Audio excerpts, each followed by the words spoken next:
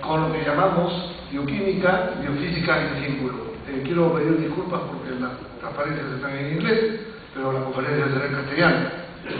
El título en realidad es Bioquímica y Biofísica in singulo, o sea, en moléculas individuales, singulares, cuando menos significa más. Quiero recordarles, en primer lugar, que todos hemos visto, hemos estado quizás en algún momento en un laboratorio de química, donde hemos estudiado química y sabemos que la forma en que la mayor parte de los estudios de química se llevan a cabo es con asamblea de moléculas. Quiero decir, asamblea es muchas moléculas reaccionando al mismo tiempo con muchas moléculas. Un ejemplo clásico de esta situación la pueden ver ustedes en este video, donde tienen una solución de color rojo, a la cual se le agrega una solución sin color. Ustedes ven cómo la solución cambia de color, ¿no? Está cambiando de color porque se produce una reacción de las moléculas y todas las moléculas están reaccionando. En este caso, la propiedad que están mirando es el color. Y el color, el cambio de color de la solución, le permite seguir la reacción química. En otras palabras, si ustedes dicen, bueno, ¿cuánto color azul se está produciendo como función del tiempo? Ustedes pueden ver que el color azul aumenta, y ese aumento del color azul les da una medida de la velocidad a la cual las moléculas están reaccionando. Pero son muchas moléculas las que están reaccionando simultáneamente.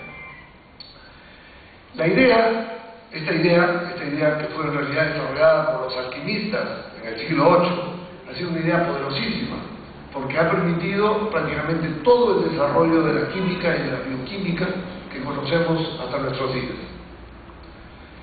En este tipo de métodos, que le llamamos de asamblea estadística, tienen la ventaja, o estudios in múltiplo, para usar una frase en latín, tiene la ventaja que el método es muy robusto, ya que ustedes ven que la señal se puede observar con los ojos, incluso en este caso. Entonces es posible cuantificar la velocidad de la reacción y la extensión de la reacción, simplemente en este caso siguiendo el color de la solución. Pero lo que estamos siguiendo no es la reacción química entre dos moléculas, sino estamos siguiendo en realidad el promedio de la reacción química entre muchas moléculas, ¿no? Entonces es como si estuviésemos viendo una carrera de caballos y nosotros estuviésemos solo interesados en ver a qué velocidad se mueve el promedio del grupo de caballos, de jinetes. Pero por supuesto lo que importa en la carrera de caballos es quién ganó, y para eso tenemos que ver los caballos individuales. Y eso es lo que pasa un poco en la limitación, digamos, de los métodos tradicionales de química y de bioquímica, que todos utilizan métodos de muchas moléculas y no métodos de moléculas individuales. Entonces, lo que quiero enfatizar aquí es que los métodos que han visto ustedes, que son de muchas moléculas, representan un gran compromiso, porque en el fondo no vemos cómo es que reaccionan dos moléculas, estamos viendo el comportamiento del promedio. Los químicos honestamente saben que eso no se debe llamar dinámica, e inventaron un término especial, le pusieron de nombre cinética química. La cinética química es el comportamiento del promedio de una población de moléculas que reaccionan quizás con otras para, en promedio, producir una nueva molécula. Pero nosotros, en mi laboratorio, estamos interesados en seguir el comportamiento de moléculas individualmente. Y, por supuesto, la pregunta inmediatamente que llega a la mente es ¿por qué usar métodos de moléculas individuales? ¿Cuál es la ventaja? Entonces, yo quiero usar una analogía, o quiero usar una referencia, que es la referencia biológica, para decir que un lugar donde la visión microscópica, si lo quieren, o unimolecular, es importante, es en el interior de la célula. ¿Por qué? Porque muchos procesos celulares, sabemos hoy, como por ejemplo la replicación del ADN del cromosoma, o la segregación de los cromosomas una vez que han sido replicados, o la transcripción del ADN en una molécula de ARN, o la recombinación en el ADN, o la traducción del ARN en una molécula de proteínas. Todo esto sucede en realidad en un número muy pequeño de moléculas en la célula. En efecto, cuando ustedes piensan cuántas moléculas de polimerasa de ADN copian a la molécula de ADN cuando la célula quiere replicarse, la respuesta es una molécula. En una molécula de ADN se copia y se vuelven dos moléculas de ADN y se usa una molécula copiadora para producir esa molécula de ADN. De modo que voy a plantearlo de esta forma. Hasta este momento los biólogos y los bioquímicos han estado estudiando estos procesos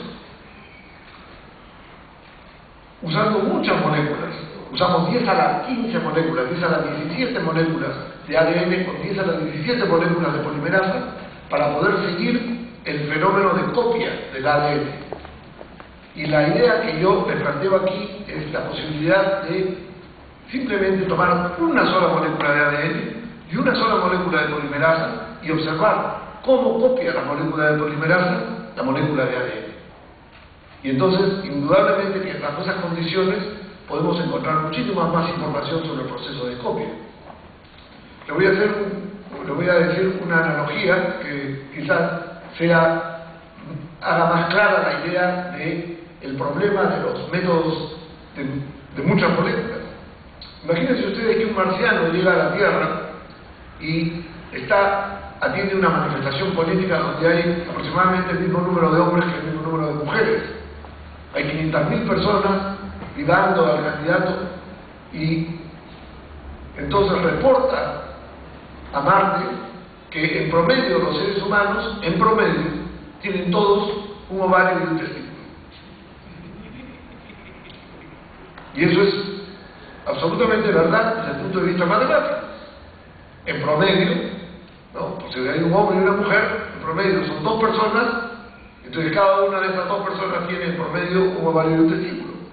Y aunque esa es una verdad matemática, no puede ser un error más grande desde el punto de vista biológico, fisiológico, anatómico. Entonces, el proceso de promediar, desde el punto que estoy tratando de hacer, el proceso de promediar lleva inherentemente a errores que pueden ser errores muy importantes y serios. Entonces, aquí tienen ustedes una célula de Escherichia coli, digamos la bacteria común en los humanos, en el intestino humano, y si ustedes, esta bacteria tiene apenas un pequeño volumen de un micrón cúbico, un micrón por un micrón por un micrón aproximadamente, en promedio, ¿no? Entonces, si tomamos una sola molécula de proteína aquí y calculamos cuál es la concentración de esa molécula de proteína en la bacteria, encontraremos que su concentración es 1.6 nanomolar, que es una concentración altísima, porque la mayor parte de las reacciones químicas entre las proteínas y los ácidos nucleicos ocurren a este tipo de concentraciones. Por eso la célula no necesita tener muchas proteínas de este tipo para hacer que ellas reaccionen, porque basta con tener una y ya tenemos una concentración enorme de proteína dentro del volumen pequeñísimo de la bacteria. Entonces, todas estas ideas nos sugieren que estudiar las reacciones químicas a nivel de moléculas individuales puede permitirnos encontrar información que de otra forma no podríamos encontrar y que es importante y relevante para entender el comportamiento de estas moléculas en el interior de la célula. Ahora les voy a contar un poco entonces cómo es que llegamos a este punto, porque no es que yo, como estudiante, como joven investigador, cuando empecé mi carrera en Estados Unidos, me planteé el problema de resolver este problema. El periplo científico de un investigador es un poco como un movimiento al azar, como si fuésemos una partícula browniana. Creemos que somos dueños de nuestro destino, creemos que somos dueños de nuestra voluntad y que el trabajo que hemos hecho es el producto de nuestra voluntad. Pero en muchos sentidos, el trabajo que uno termina haciendo tiene mucho que ver con condiciones aleatorias, con llegar al camino donde hay una bifurcación y en que tomamos la decisión de ir por la izquierda en vez de ir por la derecha, o de ir por el medio en vez de ir por la izquierda, y así sucesivamente. Y esas decisiones, que no son completamente racionales, terminan determinando cuál es el trabajo que uno va a hacer en el futuro. En el año 1987, estaba yo en la Universidad de Nuevo México, en el estado de Nuevo México, estudiando un problema que nos pareció interesante: cómo se mueven las moléculas de ADN dentro de un gel cuando uno aplica un campo eléctrico. Esta técnica, que se llama electroforesis, como su nombre lo indica, es el movimiento de las moléculas por la aplicación de un campo eléctrico. Es una técnica enormemente utilizada en biología y por los bioquímicos y los biólogos, porque es la manera de separar las moléculas de ADN. Y sin embargo, nadie sabía cómo es que las moléculas se separan. Uno forma un gel de agarosa, impone las moléculas en el gel, aplica un campo eléctrico y las moléculas tienen que moverse para el gel. Pero las moléculas grandes se mueven lentamente, las moléculas pequeñas más rápidamente, y de esa manera, por el electroforesis, se pueden separar las moléculas por su tamaño molecular. Pero el mecanismo por el cual estas moléculas se separaban no se conocía. Entonces, a nosotros se nos ocurrió hacer un experimento para estudiar cómo es que ese proceso ocurre. Hicimos un experimento microscópico. Agarramos moléculas de ADN, a las cuales las habíamos teñido con una sustancia fluorescente, y las mezclamos con el gel de agarosa y las colocamos entre un portaobjetos y un cubreobjetos. Este portaobjetos y el cubreobjetos luego lo sellamos con esmalte de uña, que siempre es muy bueno tener en el laboratorio para muchas cosas, y teníamos ahora que el gel se endureció entre las dos placas de vidrio, el portaobjetos y el cubreobjetos, y luego pudimos poner dos electrodos pequeñitos a ambos lados del cubreobjetos y aplicamos un campo eléctrico. Luego colocamos la placa debajo del microscopio y lo que vimos fue lo que van a ver en esta película. Lo que van a ver son moléculas de ADN individualmente que se están moviendo a través del gel y que demuestran el mecanismo por el cual estas moléculas reptan a través de los poros del gel para acercarse al electrodo positivo, dado que las moléculas de ADN están cargadas negativamente. Entonces, esto lo van a ver acá. Esto es tiempo real. Miren ustedes cómo la molécula está aquí, le extiende los dos extremos, pero uno de los extremos es más grande y gana. Y luego se colapsa nuevamente y luego de nuevo. Ambos extremos están tratando de ser la cabeza, pero el que tenga el más grande, el brazo más grande, tendrá más carga, experimentará más fuerza y hará que el otro doble la esquina. ¿Me entienden? Entonces, nuevamente colapsa, los dos extremos se extienden, ¿no?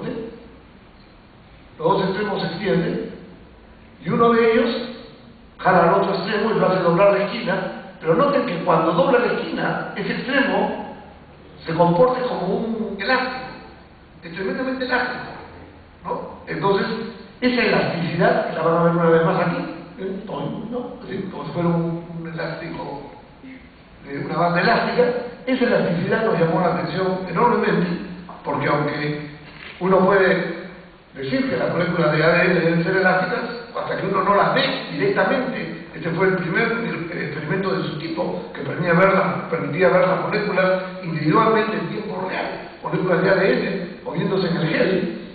Hasta que no hicimos ese experimento, realmente uno no internaliza quizás la idea de la elasticidad del ADN. Entonces, inmediatamente después de eso, se nos ocurrió la idea obvia. La idea obvia era: podemos agarrar una sola molécula de ADN de los extremos y tirar de esta molécula de ADN, y entonces la idea se perfeccionó y entonces dijimos: ¿cuánta fuerza necesitamos aplicar a los extremos de la molécula de ADN, de una sola molécula de ADN, para que la molécula se extienda a una determinada cantidad? Entonces, en otras palabras, estudiar la elasticidad del ADN. Y se nos ocurrió hacer un experimento de este tipo. Tenemos una pipeta, una micropipeta que tiene por succión una bolita de plástico de 1 micrón de radio, y ahí pegamos un extremo del ADN y el otro extremo del ADN lo pegamos a otra bolita y aplicamos fuerza a esta bolita y medimos cuánta fuerza tenemos que aplicar para extender la molécula una determinada cantidad X, ¿no? Esa es la elasticidad, como estudio de elasticidad. Bueno, resulta que a nadie se le había ocurrido hacer este experimento y que pudimos aplicar y utilizar esta técnica que se llama pinzas ópticas. Las pinzas ópticas no es nada más que el rayo láser que tengo en la mano, este rayo láser que se ven acá verde. Si yo lo colimo, si lo hago pasar a través de un objetivo, de una lente, puedo formar un punto muy concentrado de luz, Y este punto muy concentrado de luz tiene la propiedad que atrae a la materia. De modo que si un objeto se encuentra cerca de este rayo de luz, donde está el punto de luz, inmediatamente luego de que se acerca al rayo de luz, es atrapado por el rayo de luz. Y como ya está atrapado por el rayo de luz, si ahora yo muevo el rayo de luz, lo que ustedes encuentran es que el objeto atrapado se mueve con el rayo de luz. Eso es una cosa muy importante porque nos permite manipular la materia con luz. En otras palabras, yo puedo agarrar un objeto que está acá y puedo moverlo y ponerlo acá, utilizando simplemente un rayo de luz. Ese es el principio de las pinzas ópticas. Entonces construimos un aparato de pinzas ópticas en el laboratorio para hacer justamente este experimento de atrapar una de las bolitas y tirar de la bolita para aplicar tensión en la molécula de ADN. Por supuesto, ustedes se preguntarán, ¿y cómo colocaste la molécula de ADN entre las dos bolitas? Es el primer problema que hay que resolver. Bueno, eso no es tan difícil como parece, porque tenemos a la bolita con la pipeta, pasamos moléculas de ADN, que son estos puntitos negros que ven acá, y por chance, una de las moléculas choca contra la superficie de la bolita y reacciona con ella, porque hemos modificado los extremos de la molécula de ADN para que reaccione con la superficie de la bolita. Entonces, una molécula de ADN, como ven, se ha extendido. Está extendida por la acción del flujo y ahora ya tenemos una molécula de ADN. Claro que no la vemos, pero debemos tenerla. Ahora, prendemos la pinza óptica, que está indicada acá por estos 4 rayas en cruz, y pasamos bolitas. Cuando una bolita pasa cerca de la pinza óptica, ya les he contado qué cosa pasa cuando la pinza óptica está cercana a una bolita o un pedazo de materia, es atrapada por la luz, y entonces ahora tenemos una bolita atrapada en la pinza óptica. Y ahora, mientras seguimos aplicando flujo, acercamos la pipeta para que el extremo de la molécula del ADN, que apenas se ve ahí, reaccione con la superficie de esta bolita, y cuando eso suceda, seremos capaces de tirar de la pipeta y pescar propiamente a la bolita y sacarla de la pinza óptica usando el ADN como si fuera nuestra línea de pesca. Esa es la idea. Entonces, lo que van a ver es una película donde demuestro ese proceso. Ya en realidad tenemos una bolita en la pinza óptica y una bolita en la micropipeta, y esperamos que tengamos una molécula de ADN acá extendida por la acción de flujo, y vamos a tratar de pescar esta bolita y sacarla de la pinza óptica moviendo la pipeta. Eso es en tiempo real. Ven que estamos aplicando flujo, pasan otras bolitas, y hasta ahora no tenemos la reacción ocurriendo, pero ya ahí ven ustedes que hemos logrado pescar la bolita, y el proceso es tan eficiente que tenemos en realidad bolita, DNA, bolita, DNA, bolita. En otras palabras, no solamente tenemos una molécula de DNA, sino teníamos 2 moléculas de DNA separadas por bolitas. Eso que han visto ustedes ocurre en tiempo real, es tiempo real. De modo que en unos pocos segundos pueden ustedes colocar una molécula de ADN entre 2 bolitas, lo cual inmediatamente permite hacer el experimento que estaba proponiendo hacer. Entonces, muchas cosas a veces experimentalmente parecen imposibles, pero siempre hay caminos, siempre hay formas, maneras de diseñar experimentos que los permiten llevar a cabo. Y este es un ejemplo en el cual algo que parecería, ¿cómo agarras una molécula de DNA, la conectas a una bolita y agarras el otro extremo y la conectas a la otra bolita? Si todo es microscópico, bueno, vieron ustedes que en realidad se agarran a sí mismas. Bien, entonces, ahora, lo que medimos fue, aquí hemos aplicado la fuerza en piconewtons versus extensión, y vemos que la molécula de ADN, esto lo publicamos en la revista Science del año 92, y fue, digamos, el artículo que ha sido más citado quizás de todos los artículos que yo he publicado, porque ya tiene muchos años.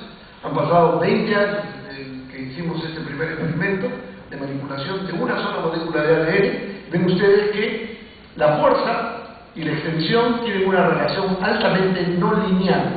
Por no lineal quiero decirles que no es una línea recta como la línea punteada que ven acá, sino que se curva muy rápidamente y que se necesitan 20, 30, 40 piconewtons de fuerza para extender la molécula propiamente.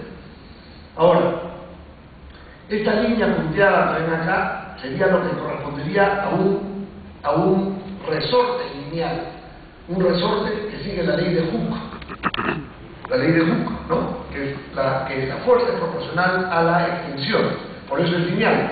Ven ustedes que el ADN no tiene un comportamiento lineal. En efecto, Hooke expresó su ley, su famosa ley, en el siglo XVII. Hooke era el gran rival de Newton en Inglaterra. Expresó su ley con estas palabras: Uctensio sic vis, que significa, como la extensión, así va la fuerza.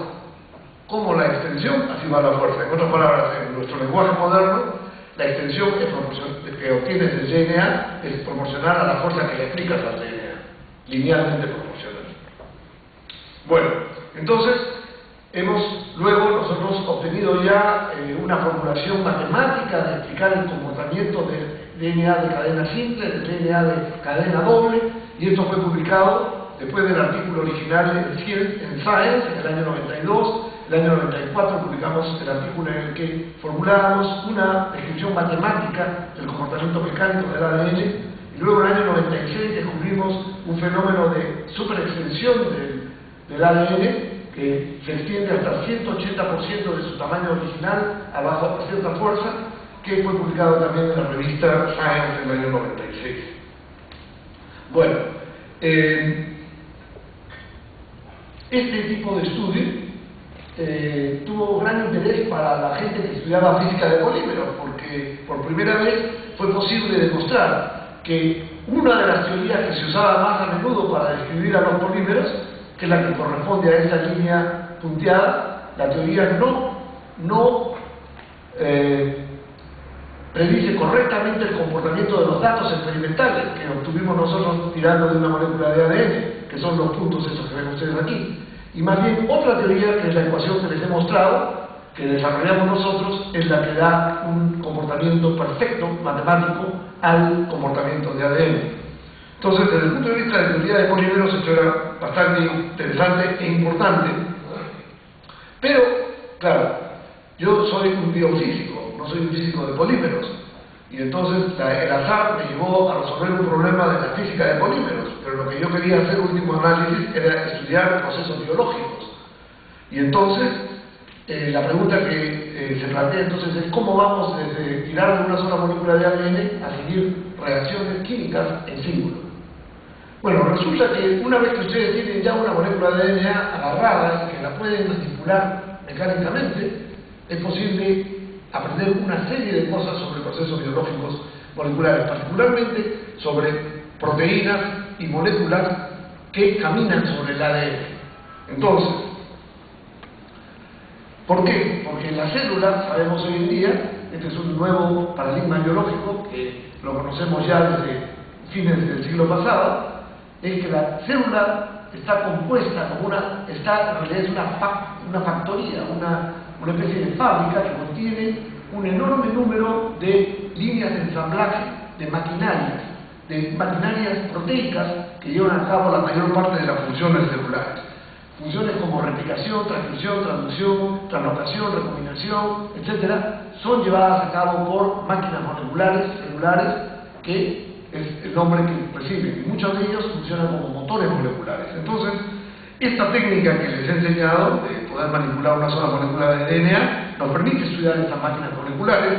Aquí está la máquina molecular de replicación del ADN, o el replisoma, y aquí está la máquina que transcribe el DNA, ¿no? Que es el sistema de transcripción basal de la célula. Entonces, es posible hoy en día hacer lo siguiente. Esta máquina proteica llamada RNA polimerasa se une al ADN en el promotor y empieza a caminar sobre el ADN, copiando la molécula de ADN en un facsímil que se llama molécula de ARN o ARN mensajero. Entonces, este proceso que se llama transcripción la podemos seguir a nivel de moléculas individuales si podemos agarrar al DNA de un lado y agarrar a la proteína del otro lado y añadirle los compuestos químicos necesarios, los nucleótidos, para que la síntesis se lleve a cabo. Entonces aquí está el experimento. En una bolita agarramos a la proteína de la espalda. Agarramos de la espalda. Esta proteína, que es la RNA polimerasa, está ya lista para copiar la molécula de ADN y quiere caminar en la dirección a la otra bolita que está en estas otras pinzas ópticas. Cada una de las bolitas está en una pinza óptica, atrapada en una pinza óptica. Le agregamos los nucleótidos y esta proteína va a querer caminar en esta dirección para transcribir al ADN y hacer una copia del RNA. Pero como está agarrada por la espalda a una de las bolitas, lo que va a hacer es va a tirar de la molécula de ADN para poder copiarla, para pasar a la molécula de ADN a través de ella. Y eso va a hacer que la distancia entre las bolitas se acerque. Y nosotros podemos medir la distancia entre las bolitas con precisión de Angstroms, con las pinzas ópticas. Entonces, conforme la transcripción va ocurriendo y la molécula va tirando de la molécula de ADN para transcribir el DNA, las bolitas se van acercando y nosotros podemos hacer un gráfico del acercamiento de las bolitas en el tiempo. Lo que ven ustedes acá es exactamente una traza de cómo la polimerasa empieza a acercar las bolitas y de repente se detiene por un rato. Y luego empieza nuevamente y se detiene por un rato y luego empieza nuevamente. Esta dinámica que ven ustedes acá no se conocía, no se había podido ver. Ahora sabemos que estas pausas que hace la polimerasa, que están acá marcadas en rojo, son esenciales para la regulación de la transcripción. Porque durante estas pausas es que otros factores vienen y se unen a la polimerasa y le dicen acelere o hágase más lento para que la célula pueda regular la síntesis del ARN. Pero podemos hacer otros experimentos. Ya hemos perdido el miedo, podemos ver moléculas individuales, podemos agarrar una polimerasa que está libre y que está copiando al ADN en una molécula de ARN, y en vez de agarrarla, lo único que agarramos es la molécula de ADN y le colocamos una bolita al costado y se la pegamos a la polimerasa. Y luego, como la polimerasa tiene que transcribir, vamos a ver la bolita moviéndose. Pero la polimerasa sigue a la doble hélice del ADN. Entonces lo que vamos a ver es que la bolita tiene que dar vueltas conforme transcribe al ADN. Y eso es lo que van a ver en esta película. Noten ustedes que en efecto la bolita del medio está dando vueltas. Está dando vueltas porque la polimerasa está transcribiendo el ADN y está siguiendo la doble hélice del ADN. Entonces, siguiendo el ángulo rotacional de la bolita del medio, podemos seguir el proceso de transcripción y el proceso de rotación de la molécula de polimerasa alrededor del ADN en tiempo real, ¿no? Bueno, podemos ver qué pasa con la polimerasa cuando llega a un nucleosoma. El nucleosoma es una barrera mecánica que no deja pasar a la polimerasa. Esto fue publicado en la revista Science en el año 2009 y acabamos de enviar un artículo a la revista Cell donde hemos completado el análisis de la dinámica de qué pasa. ¿Qué pasa cuando la polimerasa se encuentra con el nucleosoma y trata de pasar a través del nucleosoma? Todo este proceso es un proceso fascinante realmente, que está altamente controlado en la célula y que se puede estudiar ahora a nivel de moléculas individuales. Podemos agarrar, esta es una carátula que salió, es un artículo que publicamos en la revista Nature y que salió en la carátula de la revista Nature el año 2009, en el que agarramos una molécula de ARN mensajero que formaba una horquilla, como ven ustedes acá, y le colocamos un ribosoma. Entonces podíamos seguir qué pasa cuando el ribosoma empieza a traducir la molécula de ARN en una molécula de proteína. Entonces lo que va a pasar es que va a ir abriendo esta horquilla de ARN y conforme se abre, la molécula se va a ir haciendo más larga y las pinzas ópticas, que están indicadas acá de manera gráfica como dos pinzas propiamente, se van a ir separando y esa separación nos permite seguir el proceso de traducción en tiempo real por un solo ribosoma. Y eso es lo que van a ver aquí. Este es el experimento. Las dos bolitas agarrando al extremo de la horquilla, acá está el ribosoma para traducir el ARN tiene que entrar y abrir la horquilla. Al abrirse la horquilla, indudablemente que la molécula se va haciendo cada vez más larga, estos brazos se van alargando y al alargarse hace que la distancia entre las bolitas crezca, que es lo que ustedes pueden ver en esta película. Noten que el crecimiento ocurre en tres bases a cada vez, que es un codón. En otras palabras, la máquina permite ver cómo el ribosoma avanza codón tras codón tras codón. O sea, tenemos la resolución para ver la traducción a nivel de codón individual, que es nuevamente la primera vez que se ha logrado observar. Y por supuesto, esto permite estudiar las razones por las cuales la molécula se detiene más tiempo acá en vez de detenerse acá, o por qué es que en este caso lo hace tan rápido, o por qué es que en este caso abrió dos al mismo tiempo en vez de abrir uno. En fin, una riqueza enorme de información que es importante para entender cómo es que el ribosoma funciona cuando funciona bien y cómo es que el ribosoma funciona cuando funciona mal. Podemos jugar aquí, podemos determinar cuál es la fuerza con la cual el ribosoma se mueve o genera cuando traduce una molécula de RNA. Agarramos al ribosoma de la espalda en esta vez y al mensajero al cual va a traducir lo agarramos del otro extremo y aplicamos tensión. Si queremos que el ribosoma tenga más dificultad de traducir, aumentamos la tensión entre las bolitas externamente, o si queremos ayudar al ribosoma, bajamos la tensión y hacemos que le sea más fácil caminar y tirar de esta otra bolita en la pieza óptica. Y en efecto, ustedes pueden ver aquí que es estricto el movimiento de tres pares de bases. Esto está separado por tres bases, o sea, cada uno es un codón. Miren ustedes cómo el ribosoma está moviéndose codón por codón. Tres nucleótidos, tres nucleótidos, tres nucleótidos, tres nucleótidos, que es como está codificada la información genética en el mensajero.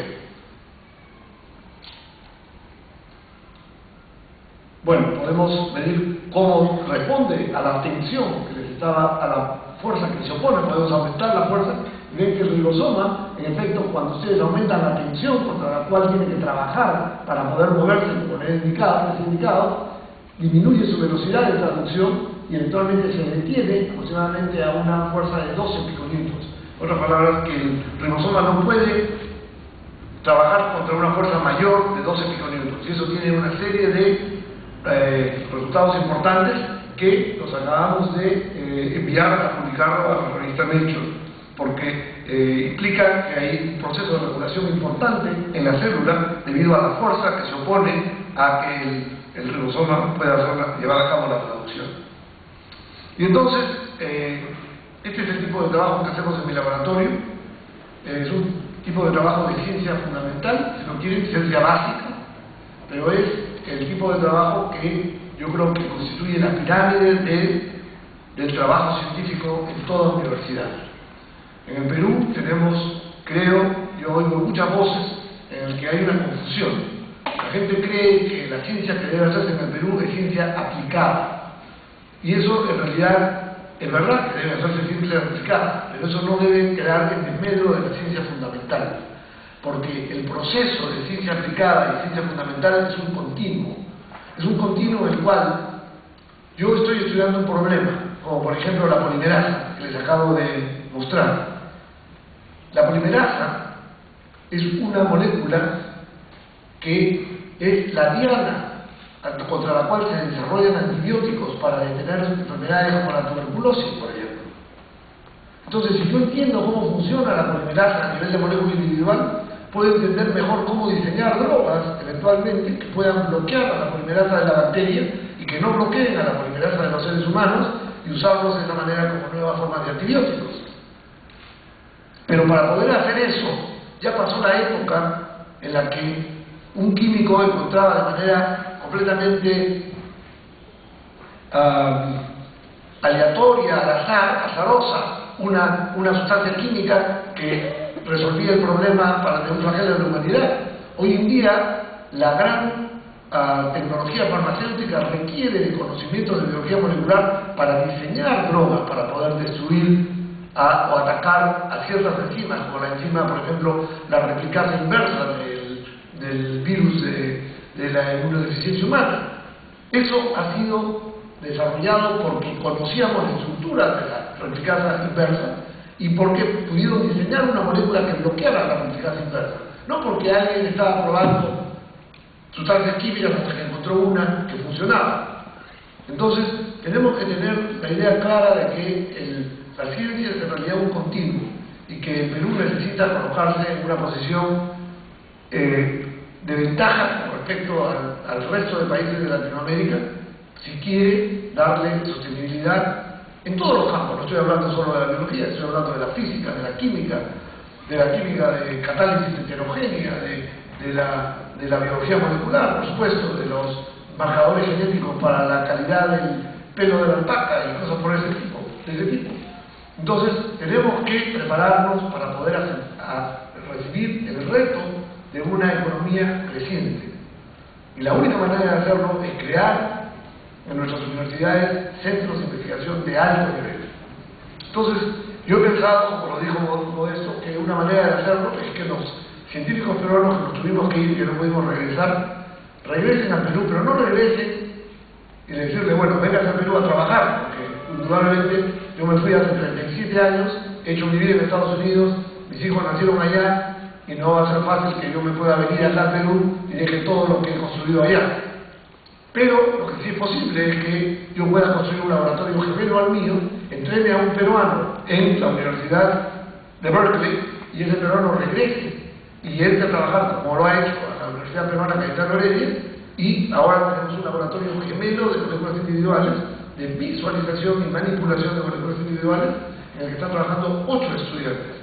Hemos recibido un grant del NIH, de los Institutos Nacionales de Salud de los Estados Unidos, y como eso estamos manteniendo ese laboratorio, sosteniendo ese laboratorio. Pero necesitamos el apoyo también de las fuentes de financiamiento peruanas. Necesitamos que el gobierno entienda que no hay nada especial conmigo. Yo lo hice porque pensé que podía hacerlo. Además tengo una beca de Howard Hughes Medical Institute que me permite tener suficientes fondos como para crear un laboratorio en el Perú. Pero muchos profesores peruanos que están en Harvard, como Tomás Kirchhausen, o en Johns Hopkins, como Renzo Freire, o en la Universidad de Texas, como Javier Navarro, para mencionar, o a Fernando Ponce, que es físico y está en la Universidad de Arizona, todos estos peruanos estarían dispuestos a hacer lo mismo si es que el gobierno estuviese dispuesto a decir, bueno, no hemos perdido la batalla, no es que nos vamos a seguir lamentando por la fuga de talentos, sino que ahora que ya están colocados en buenas universidades, les vamos a dar financiamiento para que puedan crear laboratorios gemelos a los suyos propios en el Perú. Y lo que era una derrota, lo que era motivo de lamentaciones en innumerables artículos editoriales en el Comercio y en otros diarios, se puede transformar en una victoria, en la cual podemos hacer de cuenta que en realidad fue todo planeado, que todo fue parte de un bien diseñado, estrategia, una diseñada estrategia de parte del gobierno peruano para infiltrar al primer mundo y ahora hacernos de toda esta información tecnológica aquí en el Perú.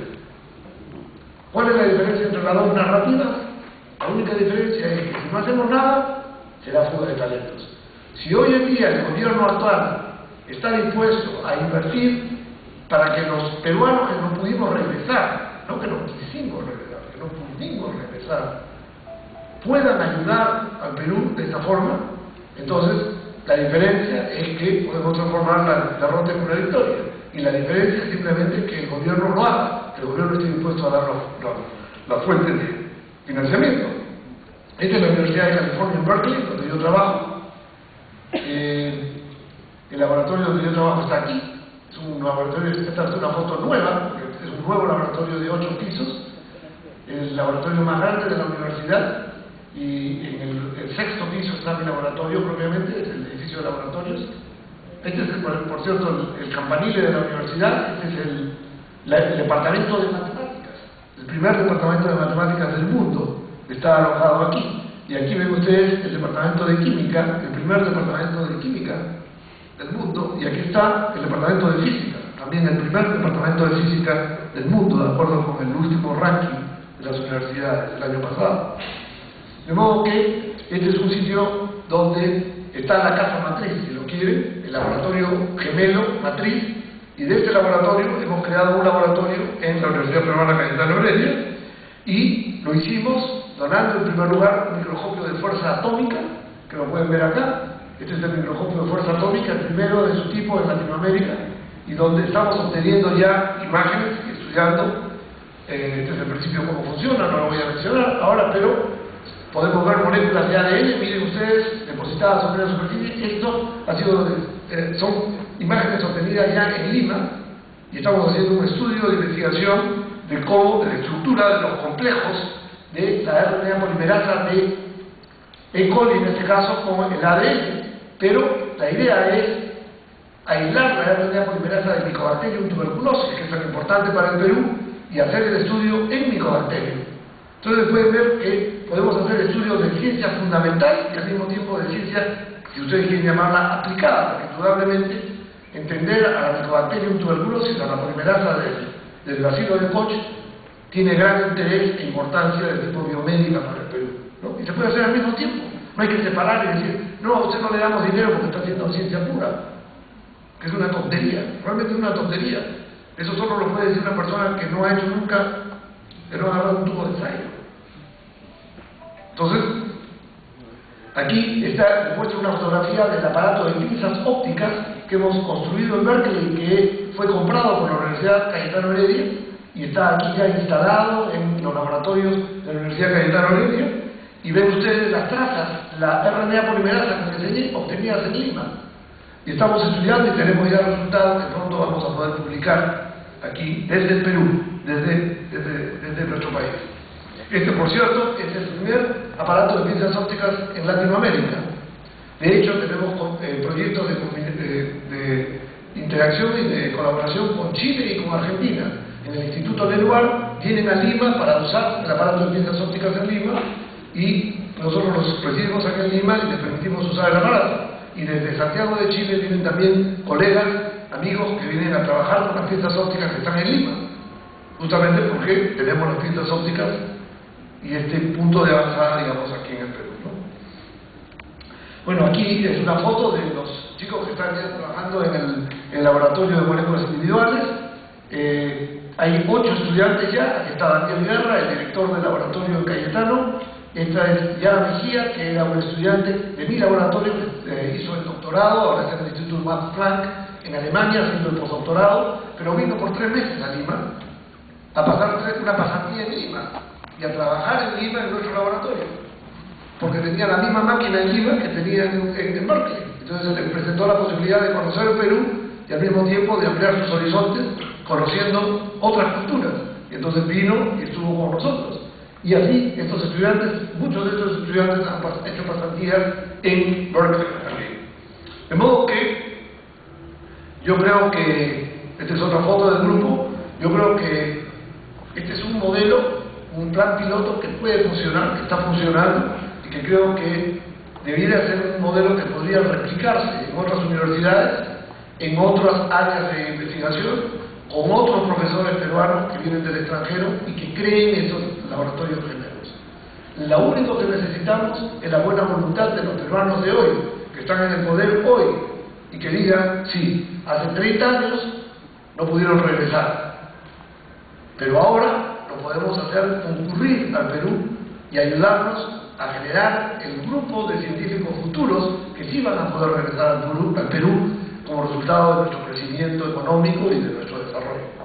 Entonces, quiero terminar con estas palabras, decir que yo creo firmemente que el Perú es un país genial, que tiene una cultura y una tradición de creatividad increíble, hay una increíble materia prima, esencial para la ciencia, la más importante, el capital humano. El capital humano lo tenemos.